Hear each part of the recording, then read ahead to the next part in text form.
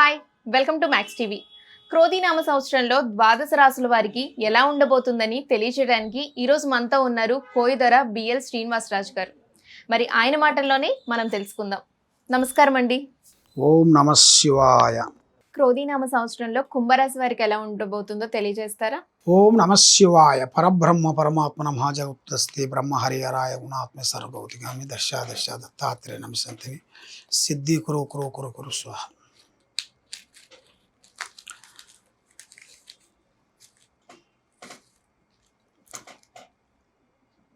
ప్రజలందరికీ నమస్కారము. ఈరోజు మనం తెలుసుకోవాల్సింది కుంభరాశి ఫలితాలు.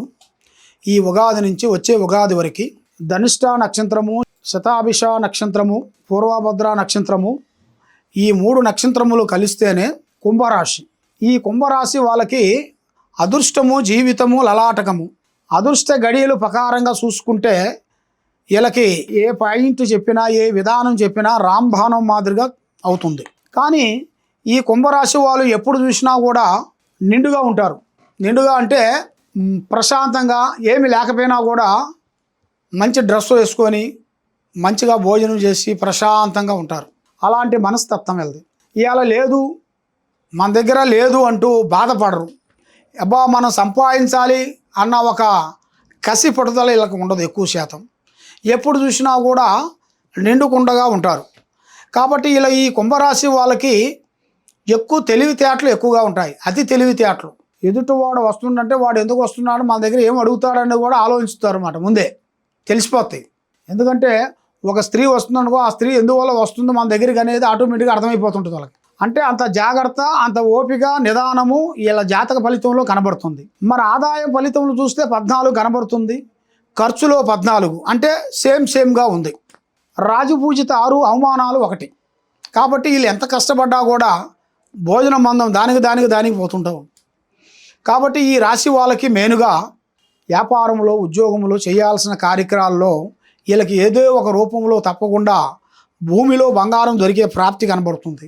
తర్వాత వీళ్ళు ఏ కార్యక్రమం చేయాలనుకుంటున్నారో ఆ కార్యక్రమాలను తప్పకుండా సాధించగలుగుతారు. పట్టుదల వీళ్ళ దగ్గర, పట్టుదలతోని ఉండగలిగినప్పుడే వీళ్ళు అభివృద్ధిగా పొందుతారు. మనకి ఏం లేదులే, ఏమి రాదులేని సైలెన్స్గా ఉంటే ఏది కాదు. మనకి కావాలి, రావాలి, సాధించాలి అన్న ఒక పట్టుదల, కృషి ఉంటేనే తప్పకుండా అభివృద్ధిగా అవుతుంది, సాధిస్తారు. కాబట్టి శని ప్రభావం వీళ్ళకి ఎక్కువగా కనబడుతుంది. ఆ శని ప్రభావం వల్ల వీళ్ళు చేయాల్సిన కార్యక్రమాలు, మనకు దగ్గర దాపులో ఉండాల్సిన నవగ్రహాలు చుట్టూ 9 వారాలు, 9 శనివారాలు తిరిగి, 9 శనివారాలు అయిపోయిన తర్వాత 9వ శనివారం లాస్ట్ రోజున శ్రీ ఆంజనేయ స్వామి గుడికి వెళ్ళి, శ్రీ ఆంజనేయ స్వామి గుడికాడ అక్కడ కొబ్బరికాయ కొట్టేసి మళ్ళీ అక్కడి నుంచి వచ్చేసి శ్రీ గణపతి, అది రాగి చెట్టు గణపతి, రాగి చెట్టు కింద ఉండాల్సిన గణపతి దగ్గరే కొబ్బరికాయ కొట్టేసి నమస్కారం చేసుకొని ఆ కొబ్బరి చెప్పులు అక్కడ పెట్టేసి ఆయనకి ఒక పండో, ఒక లడ్డో, ఒక ప్రసాదమో అక్కడ పెట్టాలి. పెట్టేసి నమస్కారం పెట్టుకొని మీరు ఇంటికి వచ్చేసేయాలి.